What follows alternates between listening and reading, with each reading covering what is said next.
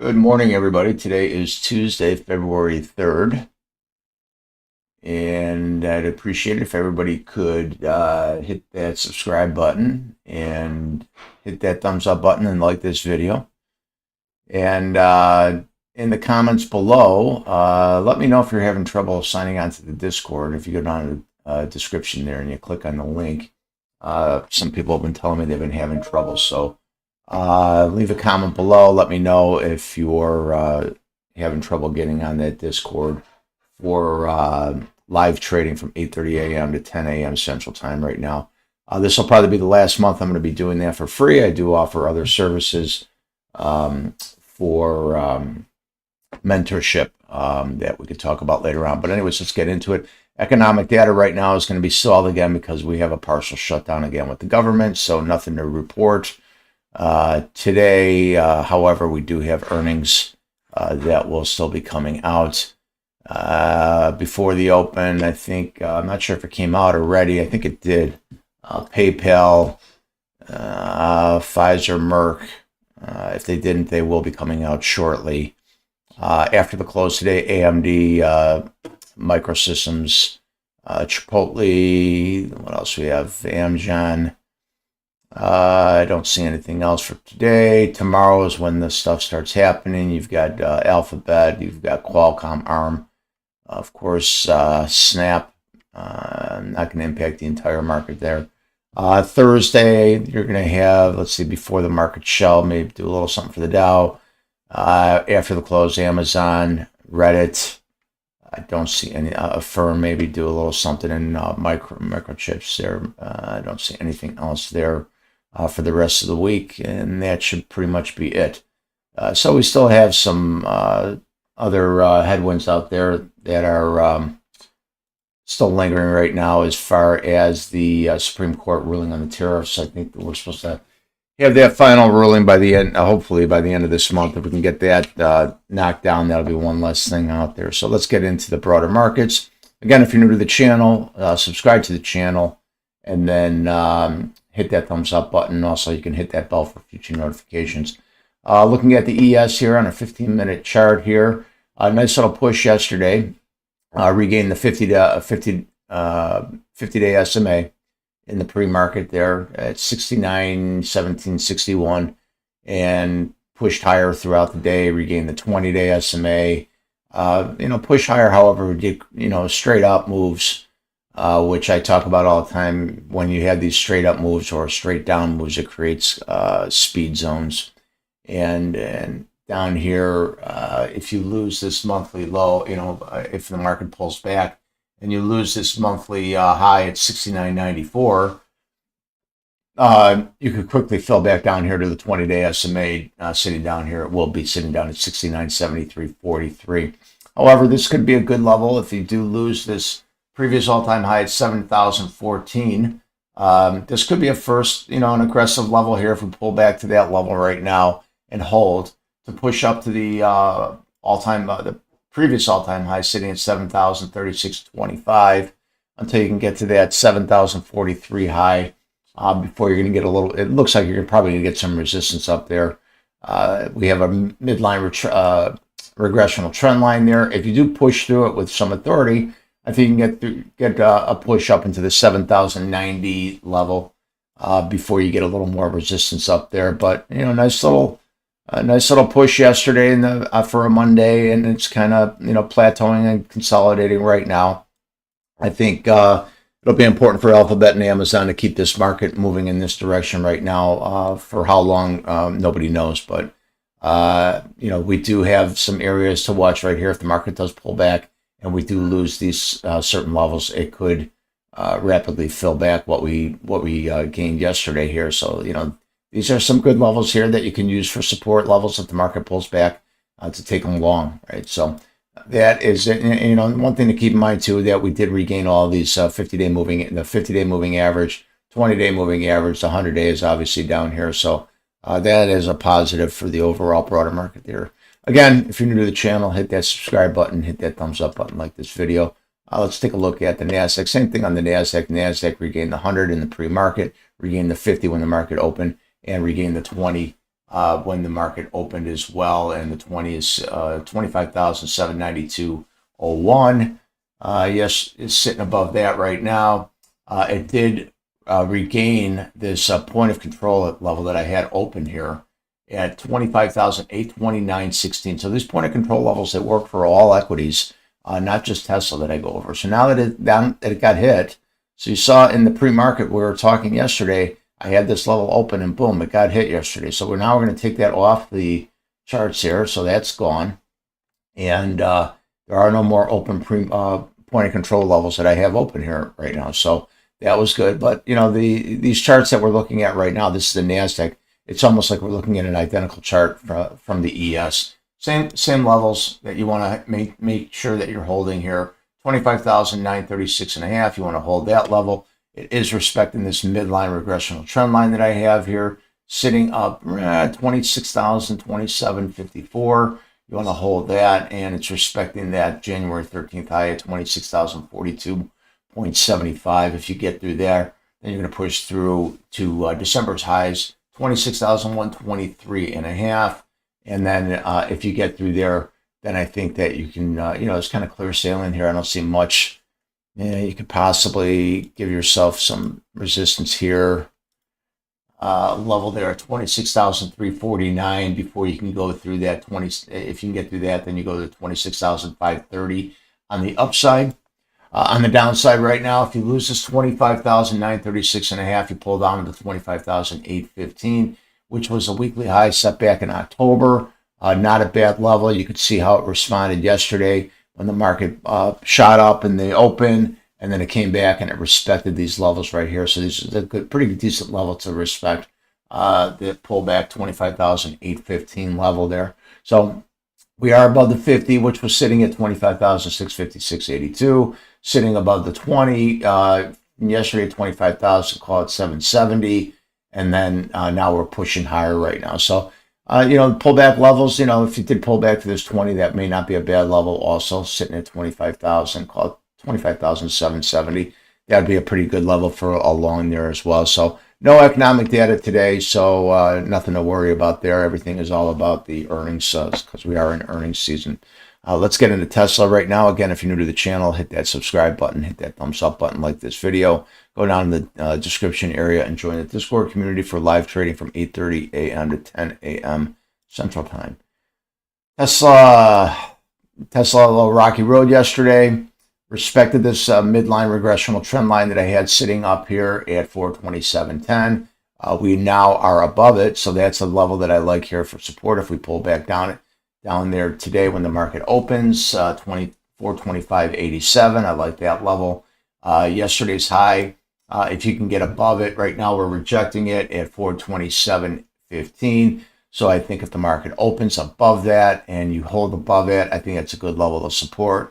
I think you probably may want to watch this 428.78 level. If you push into that, you may get a little resistance. However, if you push through that and hold, I think you can definitely, you know, you may have some clear sailing up into this 432.93 level.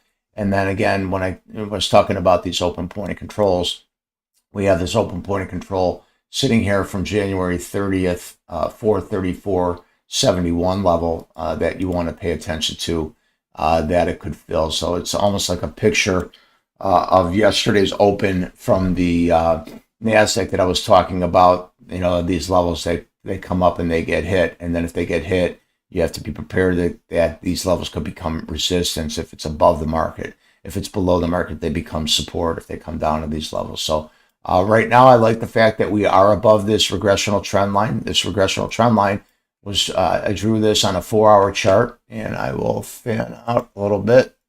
And I drew this from the high. So it is, I drew it here from the high that was set back in December. And, you know, it's a little cloudy here, you know, because this is my trading screen. But, you know, let me just clean it up here. Maybe we'll go to an all clean. There you go. That's a little better for you. So you can see this a little better here. So this is so what I do is I'll take it, you know, I could just show it to you the way I draw it here. So I'll remove the drawing here. So I'll go to my regressional trend line. I'll go to the very high. I'll go from here, and then I'll go and then I'll draw it, and it automatically plots it for me. And then I can extend it to the right, and then I just change my parameters, what I'm looking at, so I could see, when the market's, when I can get it down to a macro level while the markets are trading, so I could see now here. So this draws me an automatic regressional trend line here, and it shows me that now we are on the higher end of it, so pushing up. And you can see these levels, they use them as support and resistance levels. Now, they are approximates. They are not to the point, right? So that you know that when you're getting down to these levels, that you are probably going to get a reversal of some sort, right? Do you get it right away? No, you can see right here. But look, over time, over the few days, you got that reversal, right? It got up to this midline right here. You got through it, and boom, you got that reversal. Same thing here, but sometimes you push through it, and then you got to that next level. Did you get it right away? No, but then you did, down to this, and then it held it, pushed it back up, respected it, and then you came down here to this lower end, and now up, and now it's respecting it, and now you're above it right now. So you can use these levels while you're trading, and that's what I pretty much do. And then if I drop down here to my trading chart, then when I'm trading on a smaller time chart, and I'll go down to a 15, it breaks it down for me. So like when I can see here, when I'm trading, I identify my highs with the reds, and I identify my lows with the greens, right? So I know on break and retests, if we're pushing up here, we broke a low at some point back here, and now we're pushing up, and then as we push back up to a low, that could give me resistance. Same thing on the high side. So I know we broke through the high here, and so it's called pretty much, this is a strategy. It's a break and retest. So we broke through the high, and then we come back down here to retest it, and hopefully you'll get a hold. So if we did lose the market, if we did lose some of these levels when we came back down here, I'd be looking for a long at this high here, right? And so at these certain levels, you can look for these levels to take them for longs as well. But there's all different types of strategies that I add onto my charts once I have my certain levels here. So let's get to the 5-minute opening range trade that I go over as well. Again, if you're new to the channel, subscribe to the channel, hit that thumbs up button, like this video. So here's the 5-minute opening range trade that I go over. It's a very basic strategy that I start my trading out with. I have other advanced trades that I do throughout the day, but I start with this. It's kind of the guideline. It gives me the volume and guidance of what the market may do for the day, right? So we had about 3.1, a little over 3.1 million shares traded on the open yesterday. It was a $7, 421, 421. Yeah, it was about $7 range yesterday. 414 to 421 on the downside. I thought we were going to get a lot more downside based on that heavy push on the downside yesterday. And, that just goes to show you when you get a bias, it's important to just trade the price action. And, it's good to have a bias going in, but then you have to trade what you see, not what you think, right? So we had that $7 range, and then at about 11:15? Yep, 11:15, we broke that range, broke that 421 range. You could have gotten about $7 out of it, got up to $6 out of it, got up to 427. Now, mind you, I have not drawn these new levels today. These levels have been in here since yesterday, so before the market opened. So these levels, they stay in here. I adjust these levels. Every once in a while, I'll take a look at some levels that are far away, and I'll go back and I'll see how the market responded to these levels, and I'll remove certain levels if I don't think that if they held any kind of value or anything. So a lot of these levels that I have in here are still pretty decent levels. They're still respecting these levels, like this low here from January 8th.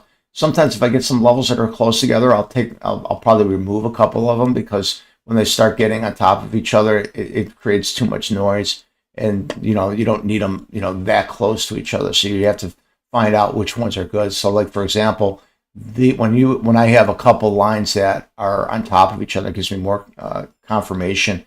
I like that, right? So this gives me confirmation here. This level right here was a high, and it came in here with a midline regressional trend line here. So I used that yesterday, and I traded off that level, right? So now let's just look at what I was using for my strike prices yesterday. I made a video yesterday, and I talked about that. Now Tesla has 3 different expiration dates for the week. They've got a Monday, Wednesday, and now Friday expiration date. So there is more liquidity in the market, and So you have more days with 0 days of expiration. What does that mean? Typically, when I was trading, I would always come in on a Monday and I would have a Friday expiration date.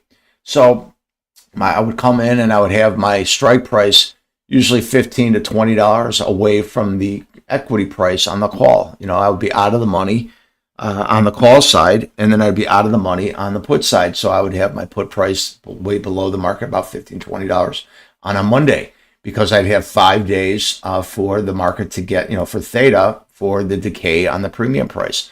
Well, now because I have expiration dates that are closer, now I don't have to trade on a Friday. I'm just testing the waters out. I started out yesterday trading on a Friday, and then I went to Monday's expiration and traded most of the day on that expiration. And when I went to that same day expiration, I went into the money calls and into the money puts, so I can have my premiums on the same, close to over $3. I didn't want to have them under $3, so I can at least get a 5-cent spread in between each price. So now today, instead of going and trading Friday's expiration date, I'm going to be trading Wednesday's, which is tomorrow. Which is tomorrow's expiration date. So I've got 2 days to decay. So I'm going to start out with in the money calls, 425 calls, and the market right now is trading at 426. So that's in the money. And then I'm actually going to start out with out of the money puts at 420. So it's about $7 out. So this premium price will drop when the market opens, because we did. Let me see where we closed yesterday. Yeah, we closed at 421. So right now we're about $5 higher. So I anticipate this premium price, even though we have 2 days of trading right now. So I would say that maybe this premium price will drop down into the threes, maybe mid to high threes when the market opens. So that's what I'm going to use for my calls and my puts strike prices for today.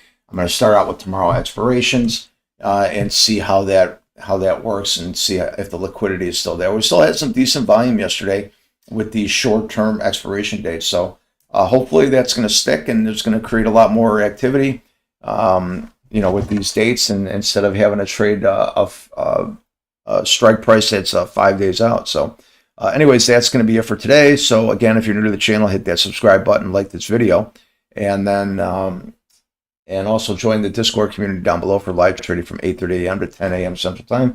And if I don't see you there, I will see everybody tomorrow.